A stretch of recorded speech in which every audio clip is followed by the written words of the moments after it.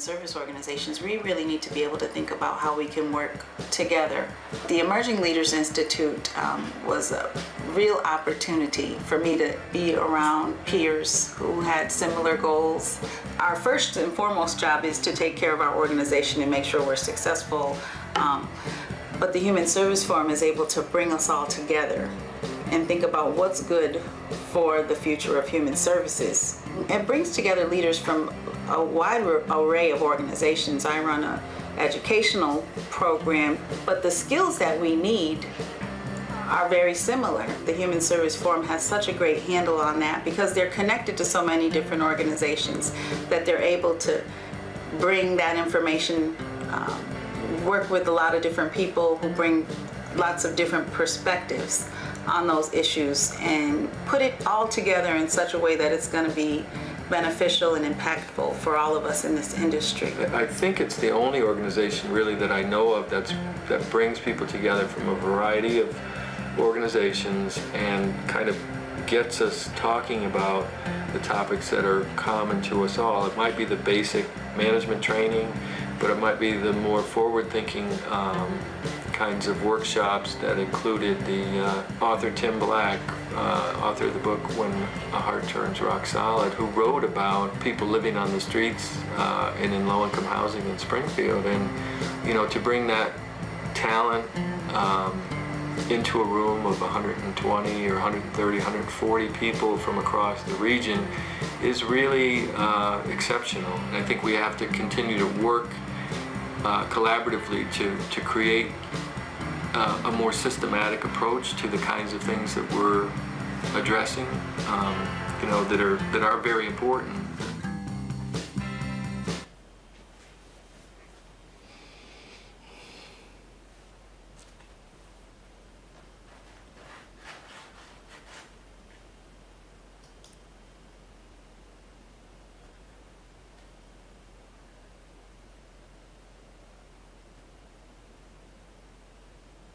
Hello and welcome to another episode of your Human Service News and Information. I'm MOSAIC, your host, and I'll be here with you for approximately 25 more minutes. Well, you know, it's always excellent being here with you, and it's also a great achievement to come into lives like we do here daily at CCTV. And with that, I welcome you and extend the cordial of peace, sanity, goodwill, etc., out to you once again.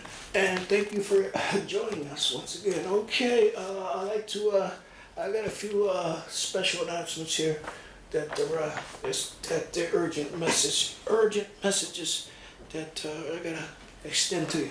Okay, tomorrow is youth media screening here CCTV. That's Thursday, January 1st, 6 p.m.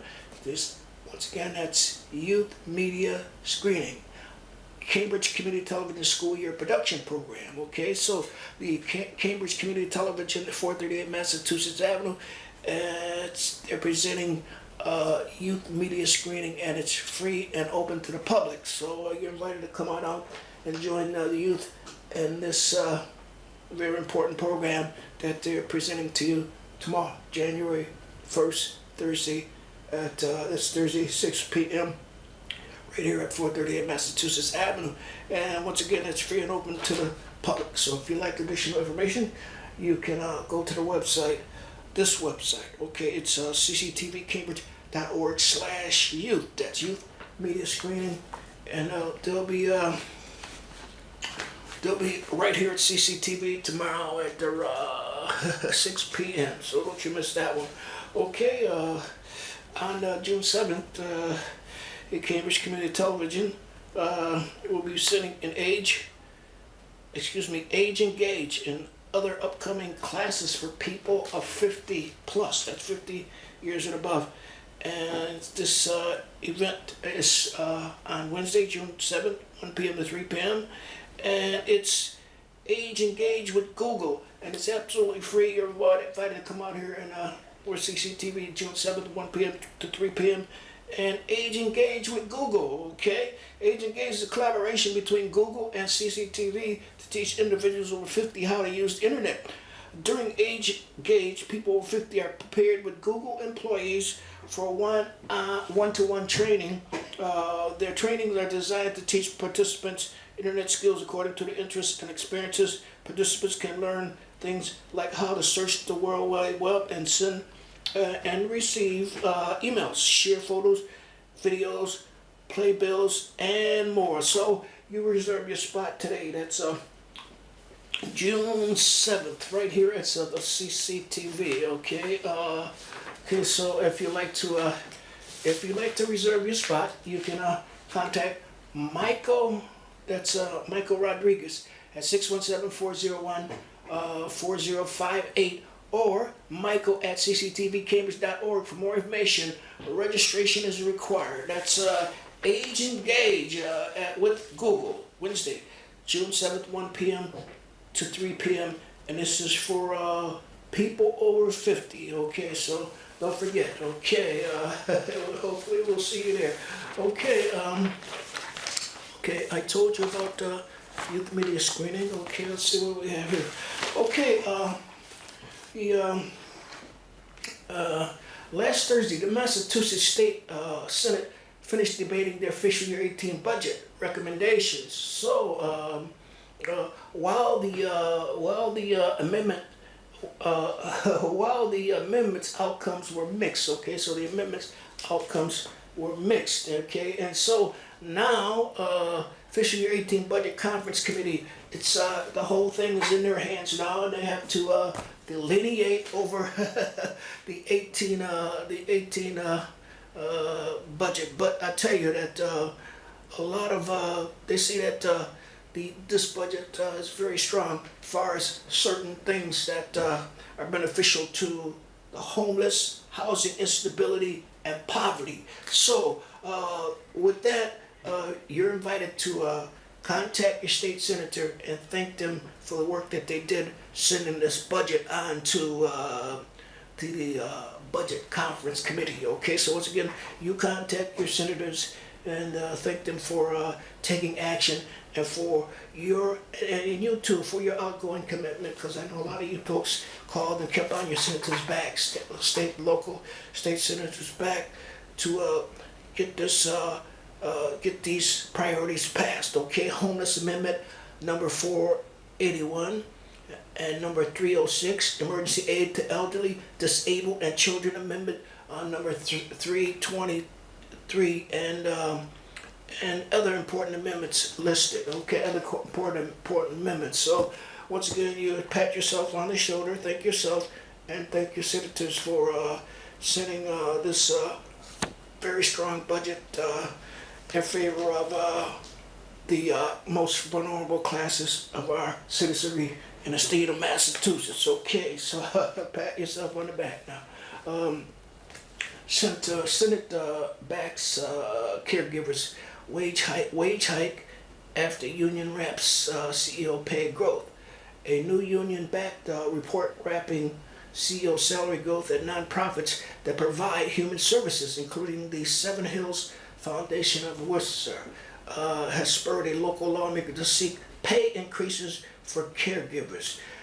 Direct care workers should be making at the least $15 an hour, if not more, an hour, said State Senator James B. Eldridge, okay, who followed the budget amendment intended to increase pay for caregivers. The Senate adopted the amendment last week as part of its state budget bill.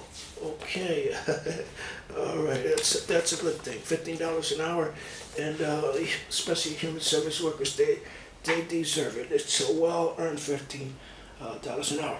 Human Service Council hosts Sono Stroll Benefit. Okay, in less than 3 weeks, the Human Services Council will hold its biggest fundraiser, the Sono Stroll Benefit, in its 9th year. The stroll has become the Human Service Council's biggest and most successful fundraiser. On June 7, 2007, Sono Stroll kicks off at 5:30 p.m. at Mora Mora. That's 17 West Washington Street, South Norfolk. where a cocktail reception will take place along with live and silent auctions following the reception and auctions. Guests partake in the 3-course meal at one of the event's 10 participating Sono restaurants. Okay, so guess what? It's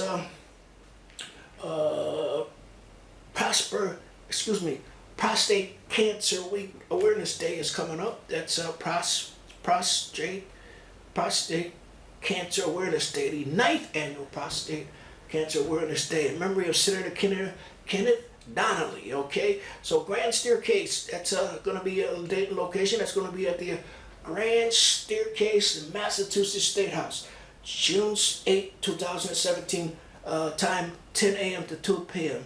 And guess what? They'll be featuring special guests, Governor Charlie Baker, keynote address Speaker of the House, Robert D. Leo, featured speaker, Senator Majority Leader Harriet Chandler, and WCVB TV's Director of Public Affairs and Community Services, Karen Holmes Ward, okay, former Commissioner of Department of Public Health, Cheryl Bartlett. So don't you miss that date. You make sure that you're there and come on out and celebrate the 9th annual Prostate Cancer Awareness Day in memory of Senator Kenneth Donnelly.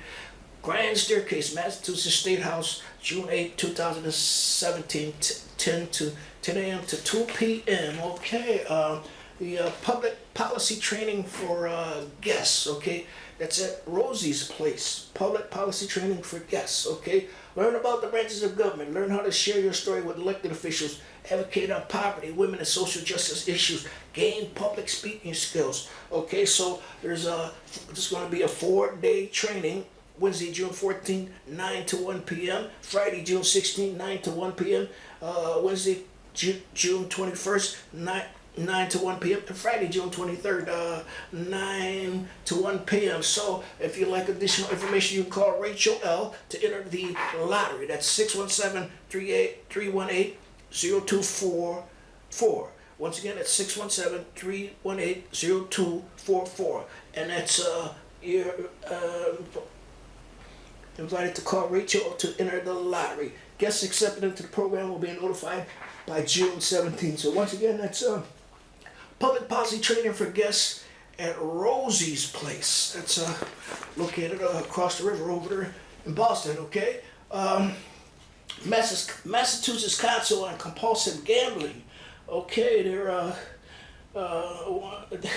they need me to inform you that they just had a new website design. Okay, that's it. We're very excited to let you know that we have launched our newly designed website. So if you'd like to observe that, take note of it, or check it out, you can go to the website of the Mass Council on Compulsive Gambling. That's masscompulsivegambling.org. Masscompulsivegambling.org. That's the new website address. The site is designed first and foremost to make our help services more easily accessible to those who need it. Our 24-hour helpline and our live chat line are promptly featured on our homepage. People can also get the information on self-exclusion and find a self-help meeting or outpatient center near them. So the site also offers information to help families identify if a loved one may have a gambling problem, upcoming training for clinicians and other professionals, and financial literacy tools that anyone can use. So we'll also hope you follow us on Twitter, Facebook to learn the latest info on the council. We're committed to getting the word out about our services to as many people as possible. And we hope you will share this information with your friends and families and on your social channels. So we're also thankful to have supporters like you. Thank you all for all you do. That's the Massachusetts Council on Compulsive Gambling, and they just designed had a new website design. And that address, check it out, masscompulsivegambling.org. Okay, all righty. Mm-hmm.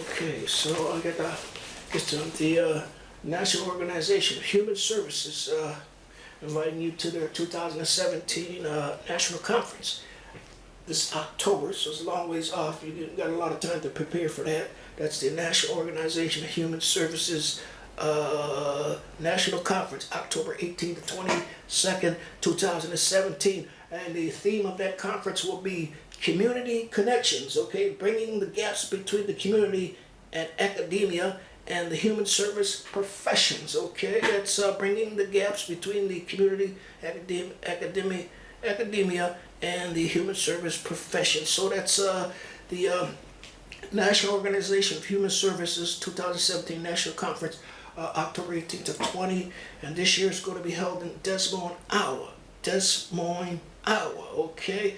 So you'll be hearing more about that between now and October. That's the National Organization of Human Services 2017 National Conference, October 18th to October 21 out in Des Moines, Iowa, okay?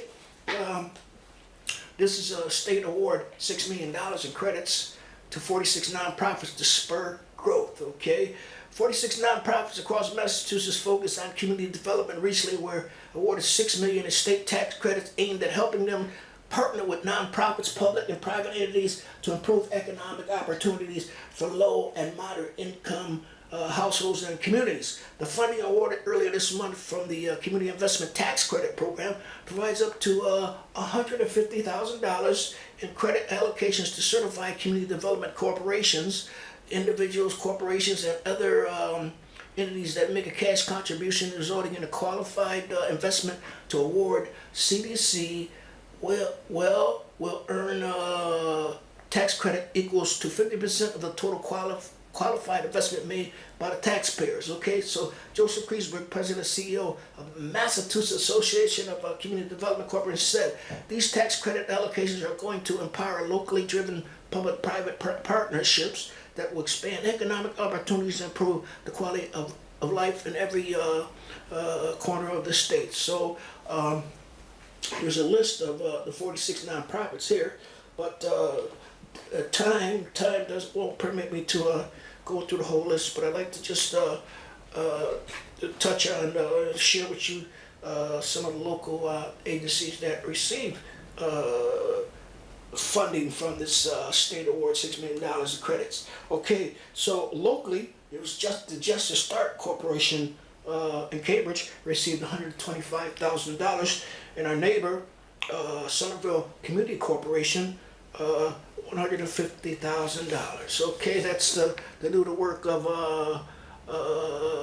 improving economic opportunities for low and middle income folks here in our region. Okay, the Charles Hamilton Houston Institute is sponsoring a series of events. I'm going to try to share them with you right here and right now.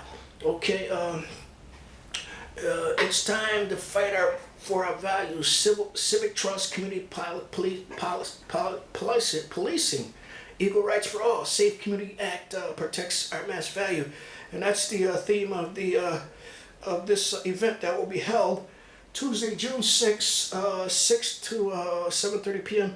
at the Cambridge Public Library, 449 Broadway. So once again, the theme of this event is civic trust, community policing, equal rights for all, Safe Community Act, protecting our mass values. Okay, so learn more about Safe Community Act and why our state needs it. Learn how you can help mobilize your community to pass it. Okay, receive free resources and postcards to use and save, build community power to fight Trump's racist policy. So the thing is that you have to RSV, reserve your place, and to do that, you can go to the website of this website address, tiny.cc/ that's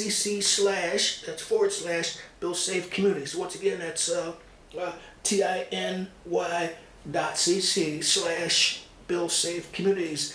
And this event is going to be held 6:30 to 7 p.m. Tuesday, June 6th at Cambridge Public Library, 449 Broadway. So the event is free and open to the public, so you have to check that one out. Okay, there's a 2-hour workshop, and it's entitled Active Bystander Training, Building a Safer Community Together, Training Active Bystanders. A 2-hour workshop. That's a Thursday, June 8, 2007, 6 p.m. to 8 p.m. Temple Shir Tikva, 34 Vine Street, Winchester. The Winchester Multicultural Network invites you to attend a training active bystander workshop on the Thursday, June 8, 2007 from 6 p.m. to 8 p.m. The workshop will take place at the Templeshire Tekva 34 Vine Street in the Winchester. If you're a bystander witnessing a harmful situation, you have a choice to make. Do you do something? What do you do? How do you decide?